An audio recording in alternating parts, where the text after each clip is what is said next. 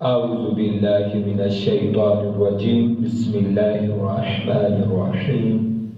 ربنا اغفر لی ولوالدی وللمؤمنین یوم یقوم الحساب۔ صدق اللہ العظیم۔ اللہم صلی علی سیدنا و مولانا محمد وعلی آل سیدنا و اصحاب سیدنا و مولانا محمد وبارک وسلم وصلوا علیہ۔ دوستان ذی وقار، آج کی گفتگو اولاد کو والدین کے بعد کیا کرنا چاہیے، اولاد کی کیا گارنٹی ہے، اولاد کی کیا والدین کے پس پردہ، والدین کے اس دنیا سے پردہ کرنے کے بعد کیا ذمہ داریاں ہیں، کیا رسپانسبلٹیز ہیں، تو کیا اسلام ذمہ داریاں عائد کرتا ہے اولاد پر۔ پیارے دوستو، اولاد پر والدین کے لیے سب سے بڑی چیز کہ اولاد والدین کے لیے، والدین کے ایصال ثواب کے لیے، والدین کو قبر میں خوش کرنے کے لیے پہلا کام کرے کہ والدین، اولاد جو ہے والدین کے لیے پہلا کام یہ کرے کہ نماز پڑھنے لگ جائے۔ جب نماز پڑھنے لگ جائے گی اولاد نماز کی طرف جائے گی، نماز میں دعا کرے گی والدین کے لیے، تو یہ سب سے بڑا تحفہ ہے اولاد کا۔ یہ والدین کے لیے سب سے بڑا تحفہ ہے کہ اولاد نماز پڑھنے لگ جائے، نمازی بن جائیں، کردار میں بہتری لائیں،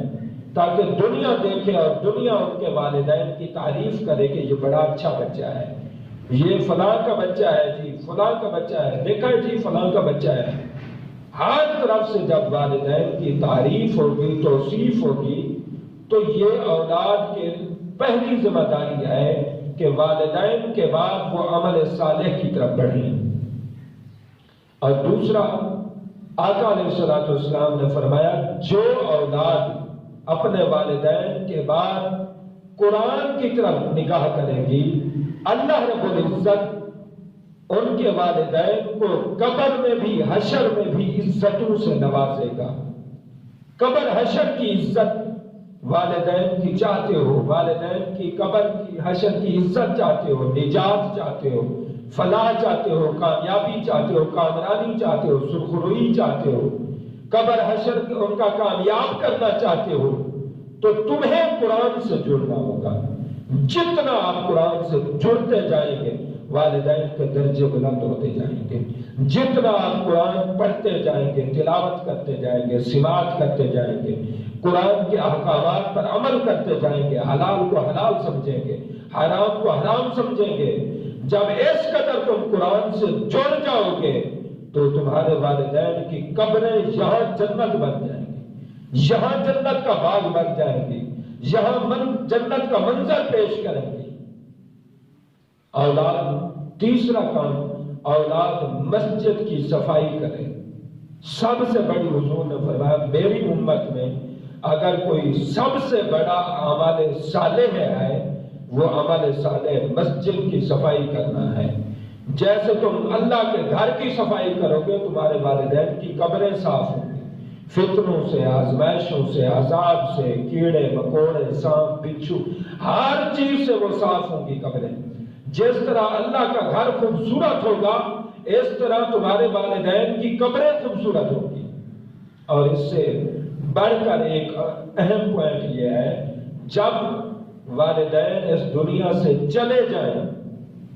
اولاد کا حق یہ ہے کہ اولاد، قرآن مجید میں سورۃ یوصیکم اللہ فی اولادکم، اس رکوع میں آپ دیکھ رہے ہیں 4واں سپارہ ہے، اللہ رب العالمین نے فرمایا جب کوئی مرحوم اس دنیا سے چلا جائے، مرحوم اس دنیا سے پردہ کرے، تو تمہیں چاہیے کہ تم مرحوم کے لیے کیا کام کرو۔ فرمایا تمہیں چاہیے کہ مرحوم کے لیے پہلا کام یہ کرو کہ مرحوم کا ترکہ تقسیم کرنے سے پہلے مرحوم کے جو قرضہ ہے وہ قرضہ ادا کرو۔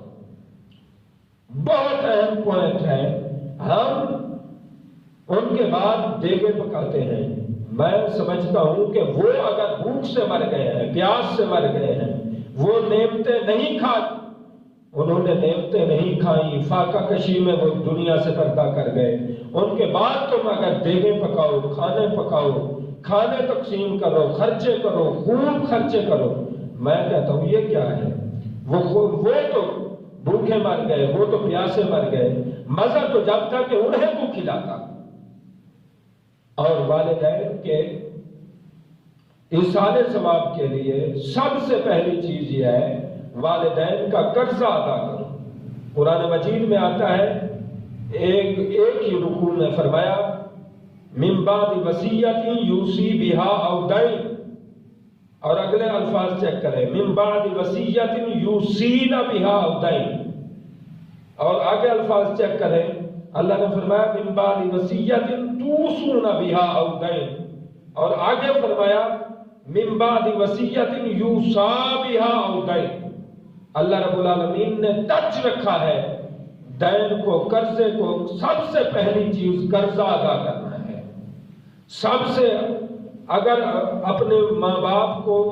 اپنے والدین کو قبر میں خوش رکھنا چاہتے ہو تو تمہیں پہلا کام ان کا قرضہ ادا کرنا چاہیے، تاکہ ان کا قبر کا بوجھ ہلکا ہو، تاکہ ان کو قبر میں عذاب نہ ہو، قبر میں ان کو نعمتیں ملیں، اللہ کی رحمتیں ملیں۔ تو یہ سب سے بڑی چیز جو قرضے سے ہم بڑے دور ہیں، قرضہ تو شہید سے معاف نہیں، لہذا قرضہ والدین کے بعد ان کا پہلا کام یہ ہے کہ ان کا قرضہ ادا کرو، تاکہ ان کی قبر ٹھنڈی ہو، قبر کا بوجھ ہلکا ہو، قبر میں اللہ راضی ہو، قبر میں اللہ کی رحمتوں کے وہ مستحق ہو سکے۔ تو قرضے کے لیے سب سے پہلی چیز یہ ہے کہ ہمیں والدین کے ساتھ جڑنا ہوگا، ہمیں والدین کے ساتھ نسبت رکھنی ہوگی، والدین کے ساتھ، والدین جب بڑھاپے میں پہنچ جائیں، والدین جب کمزور ہو جائیں، بیمار ہو جائیں، ضعیف ہو جائیں، تو ان کے ساتھ جڑ کے رہو، ان سے پوچھو کہاں قرضہ دینا ہے، کہاں دینا ہے، کہاں ادا کرنا ہے، کس کو دینا ہے، کس کو دینا ہے، تاکہ والدین تمہیں زندگی میں بتا دیں اور والدین کی زندگی میں تم قرضہ ادا کر دو، والدین کی زندگی میں، والدین کی حیات طیبہ میں تم قرضہ ادا کر دو۔ تو جب مصیبت یہ ہے کہ ہم زندگی میں والدین کے ساتھ بیٹھتے نہیں، بعد میں اعلان کراتے پھرتے ہیں کہ کسی نے کوئی قرضہ لینا ہو، اب کوئی قرضے لینے والا فوت ہو گیا ہے، قرضہ لینے والا موجود نہیں ہے، وہ کیا ہوگا؟ تو جو والدین سے آپ پوچھ لیں گے وہ قرضے کی نشاندہی کریں گے، جو وہ ادا کرنا ہوگا وہ اور طرح کا ہے۔ یعنی والدین کو جب آپ قرضے سے صاف ستھرا کر دیں اور ان کو معاملات میں بتا دیں کہ آپ کوئی معاملہ نہیں کرنا، کہیں سے لین دین نہیں کرنا، تم بس کھاؤ پیو اور نماز پڑھو اور اللہ کا ذکر کرو۔ جب ان کا قرضہ اتار دو گے اور ان کا قرضہ اتار کے انہیں معاملات میں اور لین دین میں دخل نہیں ڈالنے دو گے تو وہ صاف ستھرا ہو جائے گا، ان کا کیریئر ستھرا ہو جائے گا، ان کا کیریئر سارا پیریڈ ستھرا ہو جائے گا۔ تو اس طرح والدین کے لیے قرآن نے 4 دفعہ والدین کے بعد یا کوئی مرحوم کے بعد 4 دفعہ قرضے کا ذکر کیا ہے، اس واسطے کہ قرضہ بہت اہم چیز ہے۔ تو پیارے دوستو، قرضہ اتنی اہم چیز ہے، لہذا ہم ختم وغیرہ پڑھائیں، اچھی بات ہے، نیکی کا کوئی کام ہو اچھا ہے، لیکن اس کے لیے ہمیں یہ سوچنا ہوتا ہے کہ ہم ہمارے معاشرے میں دین پر نہیں چلتے، ہم کام کر جاتے ہیں لیکن ثواب نہیں ملتا۔ جیسے اب اگر کوئی مسواک کرنا چاہے، درخت سے اتار لے، ایک ٹہنی اتار لے یا خرید کر لائے بازار سے مسواک اور اسے آ کے چبائے نہ، دانتوں میں دبائے نہ، اسے نرم نہ کرے، ایسے ہی مارنے لگ جائے اور دانت توڑوائے گا اور مسوڑے چلوائے گا اور کہے کہ شاید مسواک کرنا تو بہت مشکل ہے۔ مسواک کرنا پیارے مشکل نہیں ہے، اس کو دباؤ، اس کو نرم کرو اور مسواک کرو، دیکھو کتنی راحت آتی ہے، کتنا سکون آتا ہے، کتنا رب کی رحمت ہوتی ہے۔ تو پتہ چلتا ہے مسواک کرنا ہے، لیکن کرنے کے بھی طریقے ہیں۔ اسی طرح دین پر چلنا ہے، کام نیک کرنے ہیں، لیکن نیک کاموں میں دین کو دخل دو۔ دین کے مطابق جب کام ہوں گے تو وہ آسان بھی ہوں گے، اللہ راضی بھی ہوگا۔ تو پیارے دوستو، ہم کھانے پکائیں، ادھر ادھر اڑائیں، وہ بات کی باتیں ہیں۔ پہلا کام یہ ہے کہ مرحوم کے لیے، والدین کے لیے قرضہ ادا کرو، اور دوسرا والدین جو وصیت کریں وہ وصیت ادا کرو، اس کے بعد مال تقسیم کرو۔ مال تقسیم کر دو، ہر ایک کو، ہر بچے کو، ہر بیٹے کو، ہر بھائی کو وہ مال برابر کا حصہ تقسیم کر دو۔ اب اس کی مرضی کہ وہ ختم پڑھائے یا نہ پڑھائے، اس کی مرضی وہ ایصال ثواب میں خرچ کرے یا نہ کرے، جہاں کہیں وہ خرچ کرنا چاہے وہ مالک ہو، اس کو پہلے مالک بنا دو، ورثاء کو مالک بنا دو، پھر جا کے یہ خرچے کرو۔ اگر کوئی بھائی اپنی خوشی سے، رضامندی سے خرچ کرنا چاہتے ہیں، دیگ پکانا چاہتے ہیں، وہ سب مل کر رضامندی سے، خوشی سے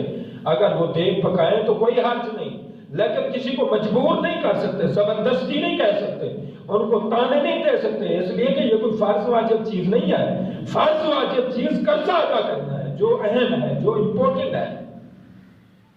تو پیارے دوستو، آقا علیہ السلام کی حدیث پاک ہے، آقا علیہ السلام فرماتے ہیں، حدثنا ابراہیم بن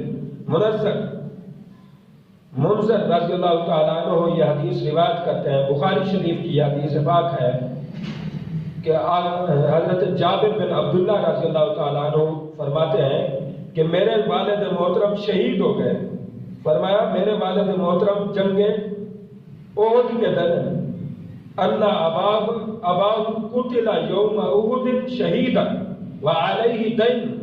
فرمایا میرے والد محترم شہید ہو گئے یوم احد میں، احد کے دن، احد کی لڑائی میں، جنگ احد میں وہ شہید ہوئے، شہادت کا درجہ پایا، اور ان پر قرض تھا، شہادت کے درجے کے بعد بھی قرض معاف نہیں ہوا۔ فرمایا میرے والد محترم پر قرضہ تھا، قرضے والے مجھے تنگ کر رہے تھے، میں نے حضور کی بارگاہ میں عرض کی، حضور میرے والد محترم شہید ہو گئے، ان پر قرضہ ہے، تو حضور کچھ مہربانی فرمائیں۔ آپ نے فرمایا یہودیوں سے کہو یہ میرا باغ ہے، یہ پھل لے جاؤ اور قرضہ معاف کر دو۔ یہودی نہ مانے، آقا علیہ السلام نے یہ نہیں فرمایا کہ چلو نہیں مانتے تو جائیں، وہ نہیں، قرضہ ادا کرنے کی طرف حضور نے ترغیب دی۔ حضور نے فرمایا اچھا جابر، تم جو اپنے درختوں کا پھل اتارو، توڑو اور گٹھڑی بنا کے رکھ دو، ایک ڈھیری بنا کے رکھ دو، میرے آنے سے پہلے اس کو ہاتھ نہیں لگانا۔ حضرت جابر کہتے ہیں حضور تشریف لائے،